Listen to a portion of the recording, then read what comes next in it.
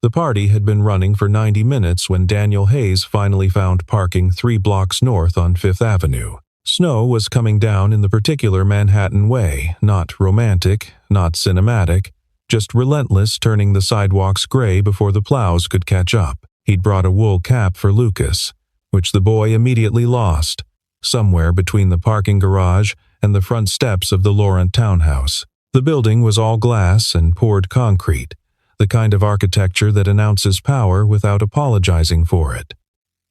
A red carpet ran from the iron gate to the front door. 2 men in black coats stood at the entrance, checking invitations against tablets. Daniel handed over his phone with the Evite and felt, not for the first time, slightly absurd attending a child's birthday party in a suit. He had not known what the appropriate dress code was for this particular event. The invitation had been passed through his EA, not given directly, and had erred on the side of overdressed rather than under, which was the professional calculus he usually applied. Lucas walked beside him with the particular seriousness of a 7-year-old who has been told twice to behave. He wore a clip-on tie. He had insisted on it, and Daniel had learned, 3 years into solo parenting, that some battles were not battles at all. They were just decisions the child had already made. The tie was green plaid. It did not match the gray of his jacket. Daniel had decided this was fine. Inside, the party occupied the entire ground floor and spilled into a glass-walled garden at the back, where heating lamps stood like orange sentinels against the cold.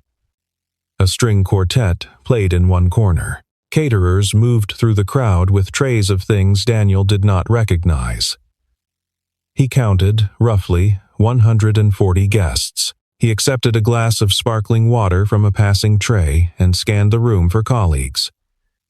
He spotted Renata Collier from legal near the garden doors and nodded. He found Marcus Webb from his own division talking to someone from investor relations. He did not see Alexandra Laurent anywhere, which was not surprising. She had a talent for being in a room without being immediately findable. Lucas tugged at his sleeve. Daniel looked down. His son was signing. "Over there."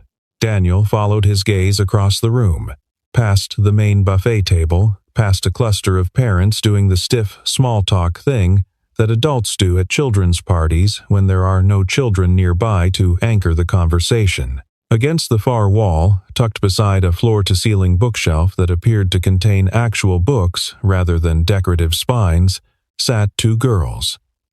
They appeared to be identical twins, 8 years old, maybe 9. Both wore white dresses with silver trim that caught the chandelier light when they moved. Both had their dark hair pulled back in braids that someone had spent real time on, the kind of braids that require a mirror and patience, and a child willing to sit still. They sat close together, shoulders almost touching, watching the room with the specific alertness of children who are paying close attention to something that has nothing to do with what is happening around them. They were watching hands. When someone gestured while talking, both girls tracked the motion. When the quartet shifted to a new piece, louder, more percussive, neither reacted to the sound at all. They registered the shift through the vibration that moved through the floor, through the soles of their shoes, up through their legs. One of them pressed her palm flat against the bookshelf beside her, feeling the resonance in the wood. Lucas was already moving toward them. Daniel caught up to his son 3 paces from the girls. He put a hand on Lucas's shoulder, not to stop him, just a signal. "Let me be here too." Lucas crouched to eye level and signed, "Hi, I'm Lucas." The girl on the left looked up first. Something shifted in her expression, not quite surprise, more like the recognition of something she hadn't expected to find in this particular room. She signed back, small and precise, "Hi, I'm Elise." The girl on the right tilted her chin slightly. "Noelle." Daniel crouched beside his son. His knees were on the hardwood floor, which was cold and very clean. He signed, "Happy birthday. Are you having a good party?" Elise considered the question with the seriousness it apparently deserved. She signed, "The cake is good. The music is too loud, but we can't hear it anyway." She said this without particular bitterness. It was information, not complaint. Noelle, who seemed to be the quieter of the two, added, "There are too many people we don't know." Daniel felt something in his chest, not pity, nothing condescending as that, something closer to recognition. He remembered a company retreat 4 years ago, standing on a deck in Vermont, watching other couples move with the effortless choreography of people who still had someone beside them, the feeling of being visible and invisible simultaneously. He signed, "Me too." "I only know a few people here." Elise tilted her head. "You work with our mom?" He signed, "Yes, I work in strategy." "Noelle, what does strategy mean?" Lucas, who had positioned himself cross-legged on the floor between the two girls, with the social confidence that Daniel still found astonishing in a child, signed with the slightly loose grammar of a kid who learned the language at home. "It means he figures out what the company does next, like a chess player." Both girls looked at Daniel with new assessment. Chess was apparently a valid credential. Across the room, he became aware of being watched. He didn't look up yet. He kept his attention on the girls, on Lucas, on the conversation moving in the silent architecture of ASL across the 3 feet of floor between them. The 4 of them existed, for the duration of that conversation, in a bubble that the party moved around but did not enter. Alexandra Laurent had been standing near the bar for 4 minutes, holding a glass of champagne she had not touched, watching the man on the floor with her daughters. She knew who he was. Daniel Hayes, 37, head of strategic planning, hired 22 months ago from a competitor where he had restructured 3 underperforming divisions in 4 years. His performance reviews were clean and consistent. Rigorous, direct, no political games. He had a son. She knew that because HR files were part of what she read, and she read everything. She had also seen him in 17 meetings and spoken to him directly on 4 occasions, all of them professional. What she did not know, what no file had told her, was that he could sign. She watched his hands move. He was fluent, not performative. There was no hesitation, no self-consciousness. "No, of course. I know a few signs" energy that she had encountered in the parade of well-meaning people who'd learned 3 words of ASL and expected to be commended for the effort. His hands moved the way people's hands move when they are thinking, not performing. The signs were economical and clear, the transition smooth. He was having a conversation, not a demonstration. Elise was laughing. It was a silent laugh. Her shoulders shook, her eyes creased, but it was real, unguarded. The kind of laugh that children produce when something strikes them as genuinely funny rather than politely so. Daniel's son had apparently said something absurd. Elise was registering it fully. Alexandra set her champagne down on the bar and left it there. She had hired 4 different specialists since the twins' diagnosis at age 3. A speech-language pathologist, a deaf educator, an interpreter who attended school events.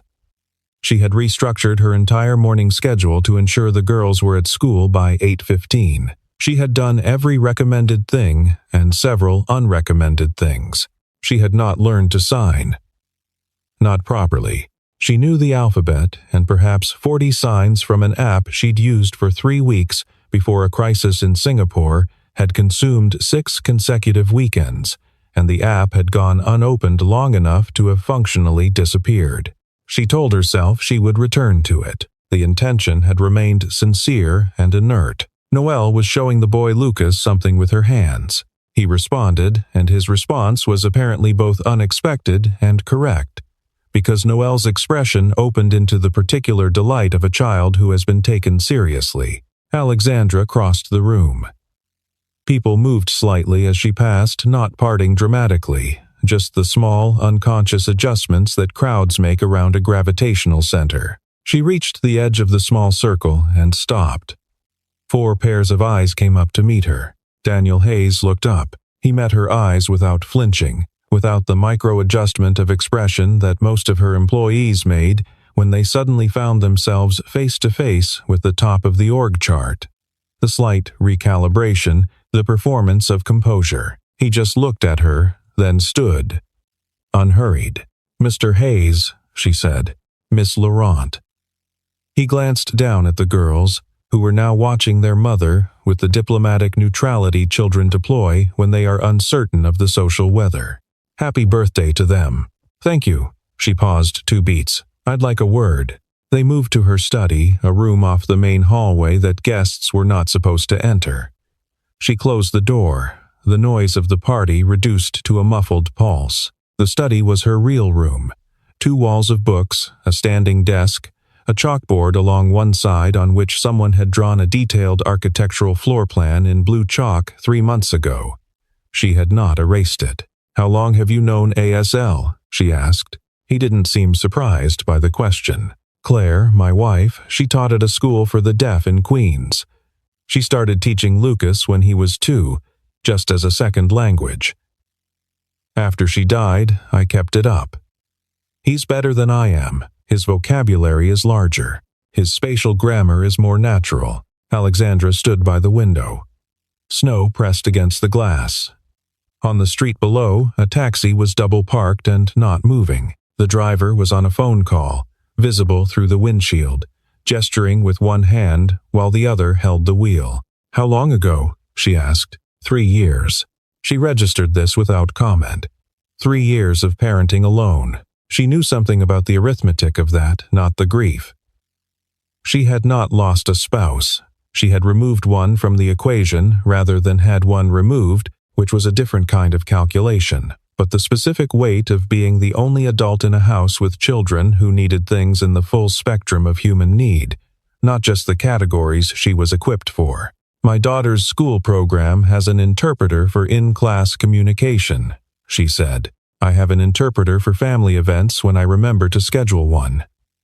Tonight, I did not remember.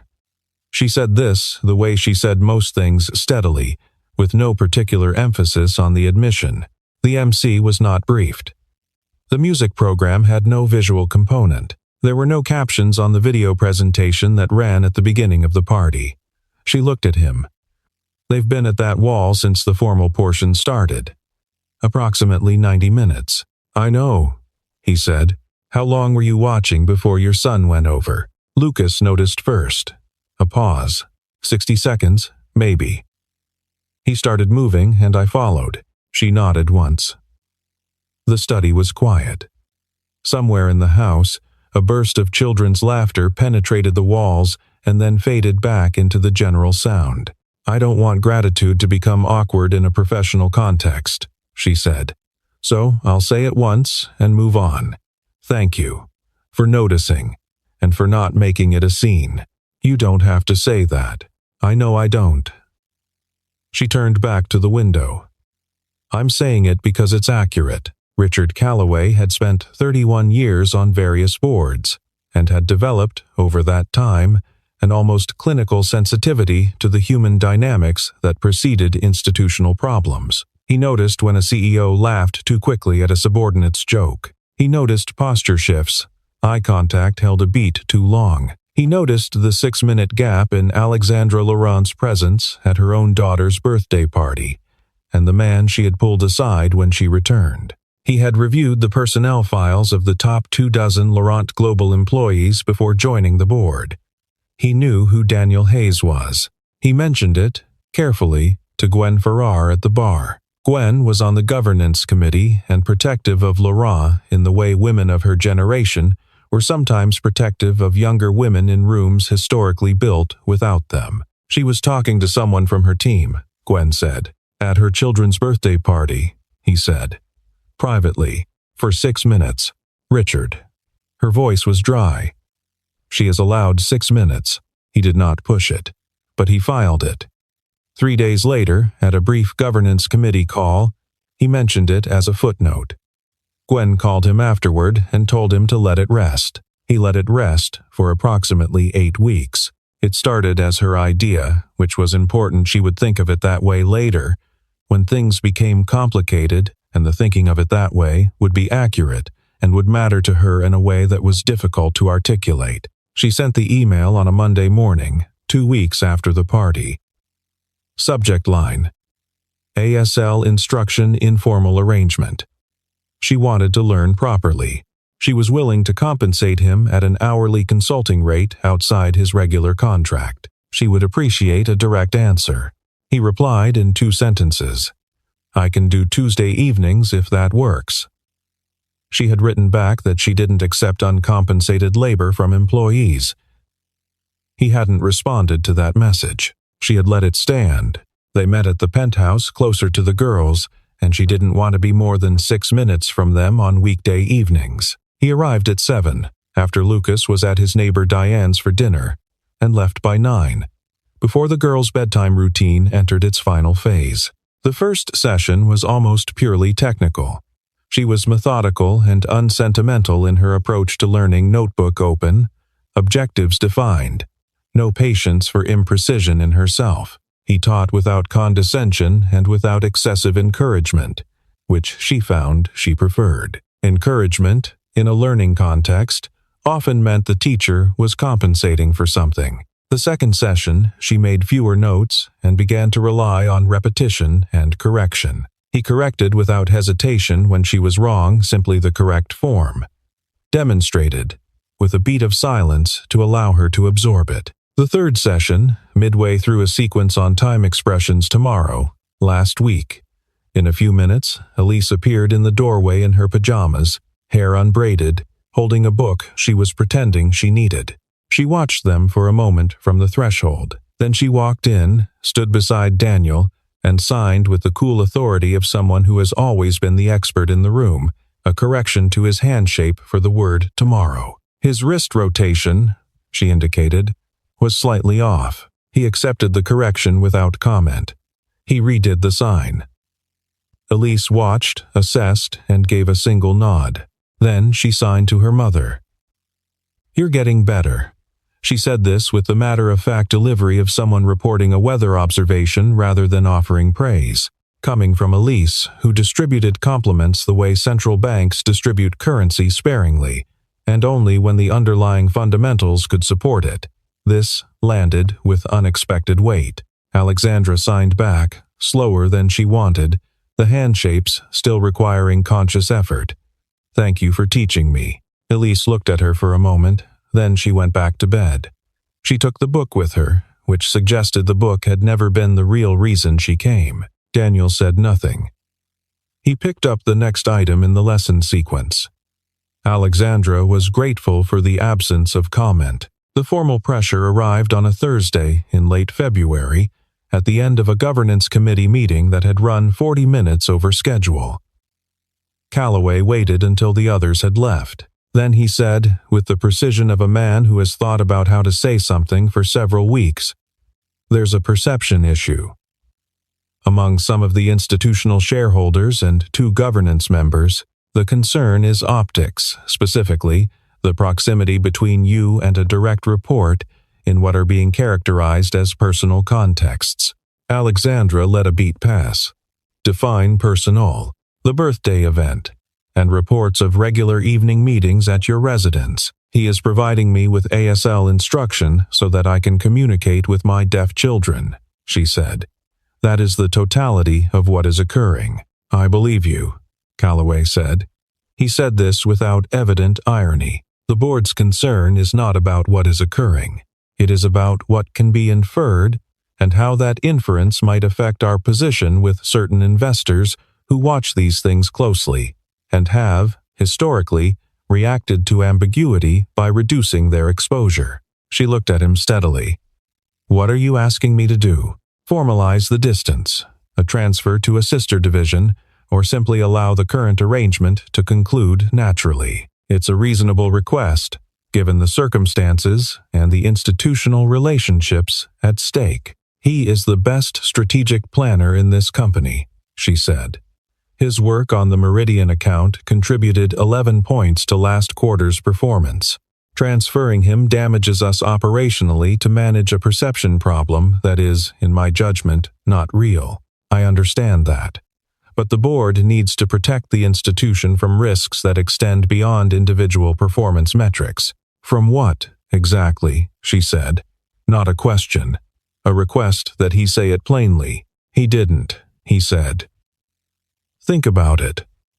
"That's all I'm asking." He gathered his things and left with the efficiency of a man who considers an uncomfortable conversation to have concluded once he has said what he came to say. She thought about it for approximately 18 hours. Then she did something she had not planned to do, which was tell Daniel Hayes exactly what had been said, because he had a right to information that bore directly on his position in the company. She told him on a Tuesday, not a lesson evening. She called him into her office at 4 in the afternoon. With the door open. The door would remain open, she told him plainly. She did not dress it up or soften the framing. She relayed what Calloway had said with the same economy she used in board presentations. The concern, the framing of it, the ask. She gave him the direct version. He listened without interrupting. When she finished, he said, "What do you want to do?" "I want to continue the arrangement and disregard the pressure," she said. "But I'm telling you because it's your position that's at risk, not mine. And you have a right to that information and to whatever decision follows from it." He was quiet for a moment. Outside the glass wall of her office, the floor ran at normal volume keyboards, phone calls, ambient sound of work. "There's a third option," he said. She waited. "I submit a voluntary transfer request. Not because of pressure, because the strategic planning function would genuinely be more effective with operational independence from the CEO's direct reporting line. I've drafted that proposal 3 times in the last year. Shelved it each time because the political moment wasn't right and I didn't want it to look like self-promotion." He paused. "If I put it through now, it solves the board's problem as a byproduct of something structurally correct. The two things don't have to be in conflict." "That's not a compromise," she said. "That's you carrying the institutional cost of a problem that isn't yours. The structural argument is real," he said. "You can verify that independently. It's not something I'm constructing to resolve this." She was quiet for a moment. He was right.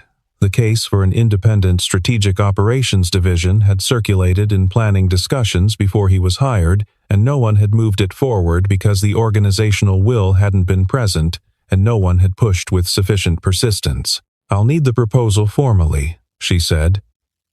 "Full documentation. I'm not approving something that looks like it was assembled in response to board pressure. You'll have it by Friday." She nodded. He left. She sat with it for a long moment before returning to the other things on her desk, which were numerous. The proposal arrived Friday at 8:17 in the morning. 31 pages, including appendices. The structural argument was sound. The precedent analysis was thorough. The efficiency projections were conservatively stated, which she found more persuasive than inflated numbers would have been. She read it twice. The Q1 planning session was held in the main conference room on the 32nd floor, with 16 people around the table and 4 dialed in remotely. Alexandra had distributed the restructuring proposal 2 days prior, without commentary, and let people form preliminary views before she framed anything. Calloway had read it, she could tell. He sat at the far end of the table with the specific stillness of someone who is recalibrating, not surprised exactly, but reassessing the geometry of a situation he thought he'd understood. She presented the proposal as what it was, a structural improvement to the strategic planning function, recommended by the head of that function, consistent with industry best practice at comparable firms. She cited 3 external examples. She showed the projected efficiency gains and the transition timeline. She was 18 minutes, which was her target. She did not rush and did not over-explain. Then she said, "I want to be direct about the context. Some members of this board have raised concerns about the proximity between myself and the head of strategy in what were characterized as personal settings. Those settings were American Sign Language instruction sessions. I have been learning ASL so that I can communicate with my daughters without an interpreter present. Mr. Hayes, who is fluent, was providing that instruction. The room was quiet. Calloway did not move. I am not presenting this restructuring as a concession to those concerns," she continued. "I am presenting it because the proposal is correct on its merits, and because the person who wrote it is the appropriate person to lead the resulting division. But I want it on the record. The suggestion that an employee should be transferred or otherwise disadvantaged because a CEO was learning to talk to her own children, is not a governance concern I will take seriously in the future. She stopped there. She did not look at Calloway. Gwen Farrar said quietly, "Noted." The restructuring proposal passed with 11 votes in favor, 3 abstentions, and 2 opposed, the same 2 who opposed most structural changes, regardless of content. Afterward, in the elevator, Calloway said, "You could have done that without the editorial." "Yes," she agreed. "I chose not to." The elevator reached the lobby. They went their separate ways.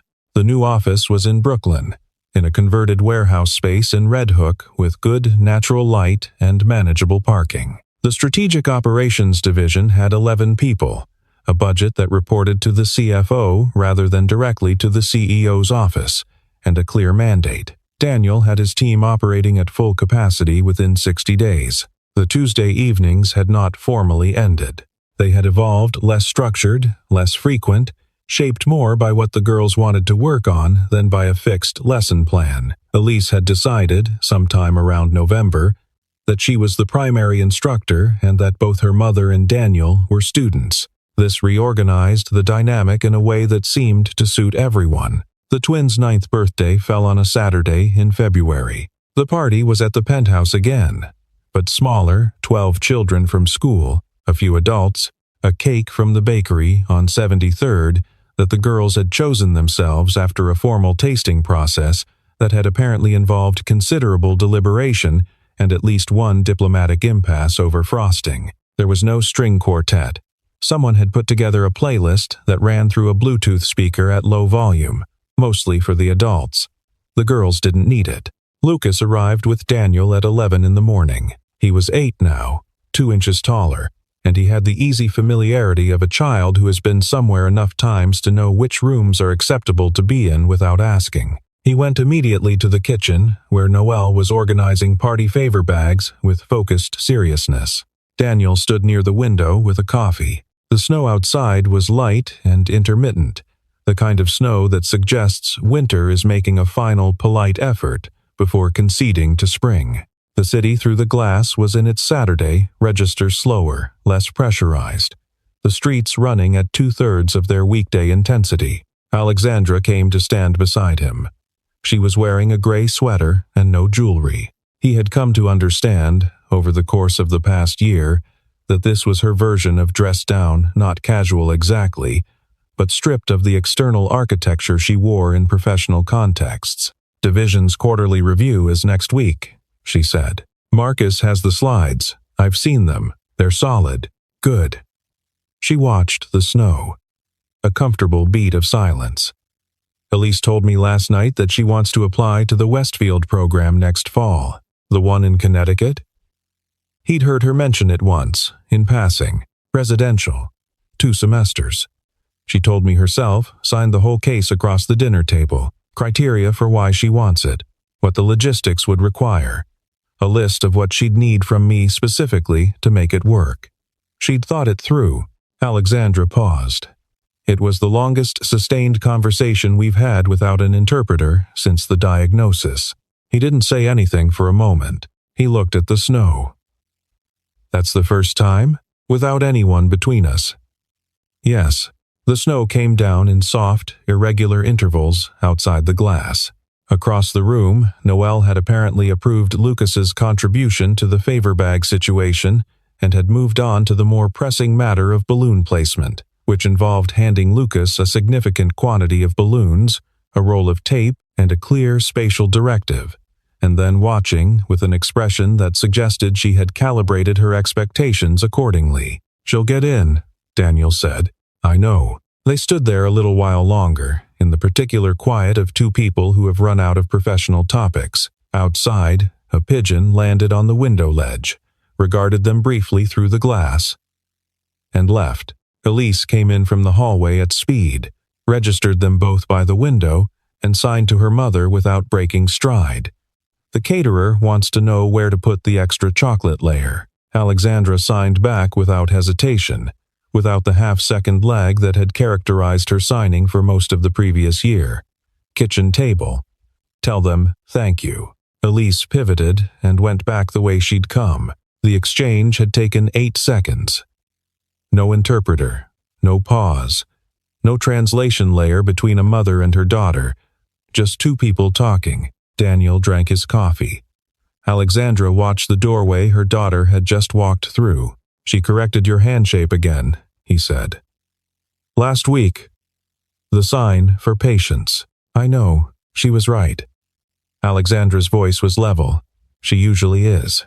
From across the room came the sound of something falling, not a crash, more a cascade, followed by Lucas's voice announcing with perfect composure that the balloon situation was technically under control.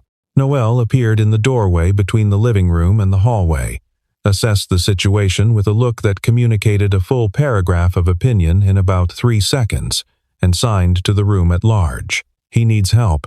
Daniel set down his coffee.